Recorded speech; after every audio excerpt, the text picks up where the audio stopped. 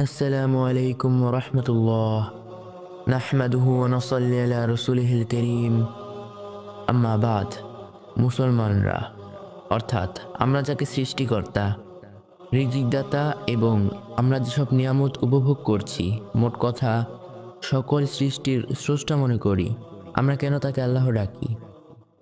তার কি হাত, পা, চোখ এবং চেহারা রয়েছে?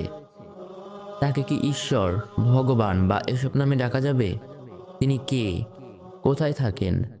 মানব সৃষ্টির আগে তিনি কোথায় ছিলেন? কোনো মানুষ যদি নিজেকে আল্লাহ বা সৃষ্টিকর্তা দাবি করে, তার ভিতর কোন কোন গুণ থাকা প্রয়োজন? তো চলুন দর্শক, আপনাদের এসব প্রশ্নের উত্তর জানব ইনশাআল্লাহ।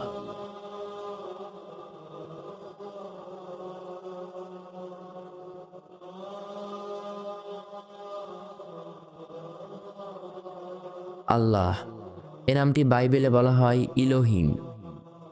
যেহেতু বাইবেল হিব্রু এবং কোরআন আরবি ভাষা, তাই কিছুটা শব্দের পরিবর্তন হয়েছে। যদিও বাইবেল বিকৃত, তবে আমরা আল্লাহকে যদি ইলোহিম, ঈশ্বর বা ভগবান ডাকি, তা কি পারব? অবশ্যই আল্লাহ নিজের নাম নিজেই রেখেছেন। তিনি তার আল্লাহ এ নামের পাশাপাশি আরও ৯৯টি নাম রেখেছেন, যেটি আল আসমাউল হুসনা। তাই আমরা যদি চাই, তবে আল্লাহকে অন্য নামে ডাকতে পারি না। যেমন ধরুন, আপনার নাম আব্দুল্লাহ, এ নামের অর্থ হলো আল্লাহর বান্দা। এখন আপনাকে যদি কেউ বলে আল্লাহর বান্দা, তা বলা যাবে না। অবশ্যই হয়তো আপনি তা পছন্দ করবেন না। তাছাড়া এটির জন্য একটি হাদিস যথেষ্ট। আবু হুরায়রা রাদিয়াল্লাহু তাআলা আনহু থেকে বর্ণিত, তিনি বলেন, রাসূলুল্লাহ সাল্লাল্লাহু আলাইহি ওয়াসাল্লাম বলেন, আল্লাহর ৯৯টি নাম রয়েছে। যে ব্যক্তি তা স্মরণ রাখবে, সে জান্নাতে প্রবেশ করবে। আল্লাহ কে? আল্লাহ হলো একমাত্র প্রশংসার যোগ্য ও একমাত্র ইবাদতের যোগ্য সত্তা। আল্লাহ শব্দের নির্দিষ্ট কোনো অর্থ নেই, তবে ধারণা করা হয় আল ইলাহ এই দুটি শব্দের সংক্ষিপ্ত রূপ হলো আল্লাহ।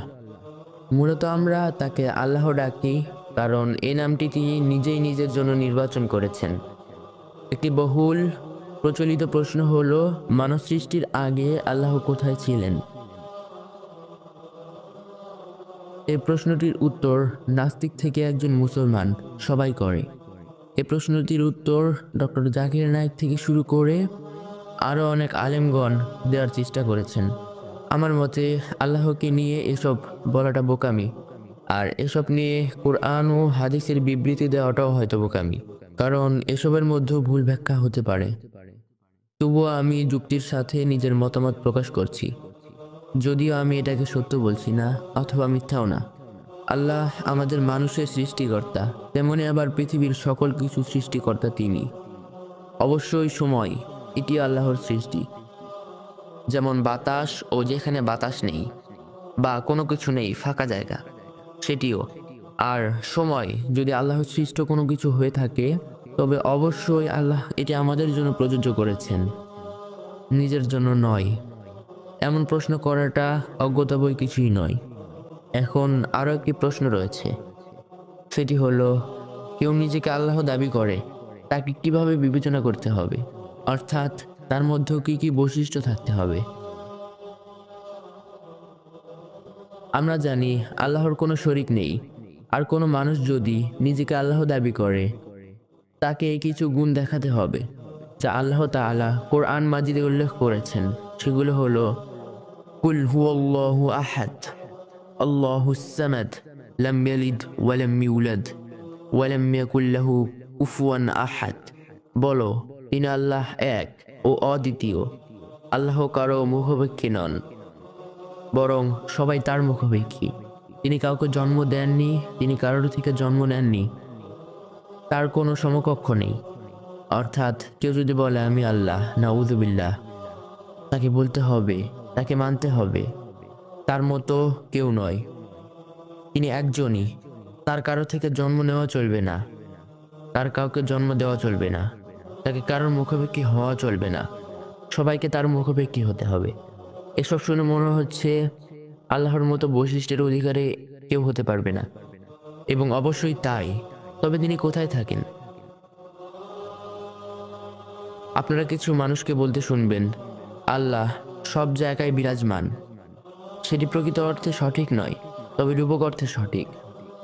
আল্লাহ তাহলে কোথায় থাকেন? আল্লাহ থাকেন এই বিষয়ে বলা হয়েছে সূরা বাকারা পারা ৩, যাকে আমরা আয়াতুল কুরসি বলি। এখানে আয়াতুল কুরসির শেষ অংশে এ বিষয়ে বলা হয়। তবে আমরা পুরো আয়াতুল কুরসির অর্থ জানব, কারণ এর মাধ্যমে আমরা আল্লাহর সম্পর্কে আরো অনেক কিছু জানতে পারব। এখানে বলা হয়, আল্লাহ তিনি ছাড়া কোনো সত্য ইলাহ নেই।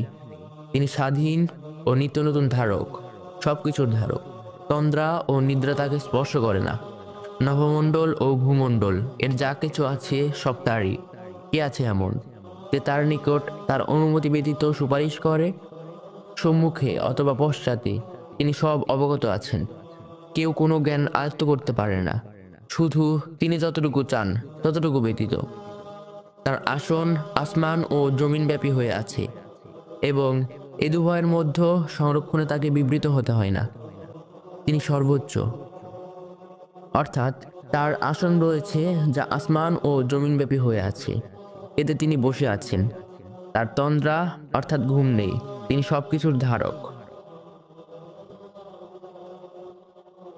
আল্লাহর মুখ রয়েছে, অর্থাৎ চেহারা রয়েছে। জান্নাতীরা আল্লাহর দর্শন পাবে। তাছাড়া সূরা আর রহমানে বলা হয়, জমিনের উপর যা কিছু রয়েছে সবকিছু ধ্বংসশীল। এর পরের আয়াতে বলা হয়, মহান আল্লাহ তাআলা বলেন, শুধুমাত্র থেকে যাবে তোমার রবের চেহারা। অর্থাৎ দুইটি আয়াত পাশাপাশি এমন, জমিনের উপর যা কিছু রয়েছে সবকিছু ধ্বংসশীল, শুধুমাত্র থেকে যাবে তোমার রবের চেহারা।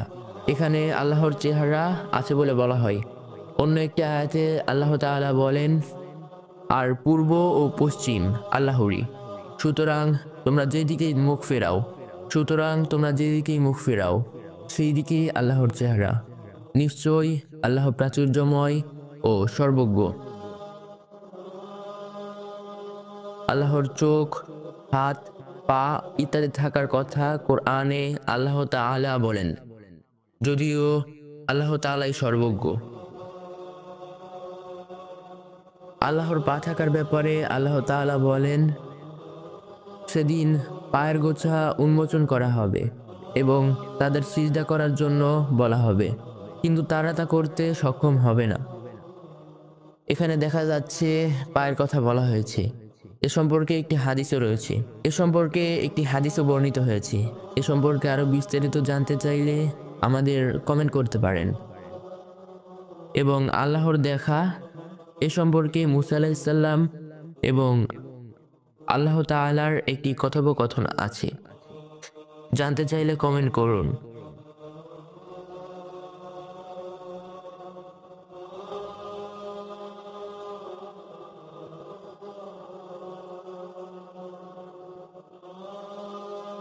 আপনি কি জানেন আল্লাহর এক আবেদের সাথে, অর্থাৎ আল্লাহর এক হুজুরের সাথে শয়তানের একটি ঘটনা রয়েছে?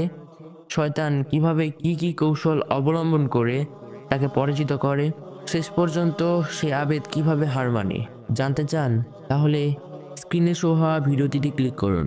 ধন্যবাদ।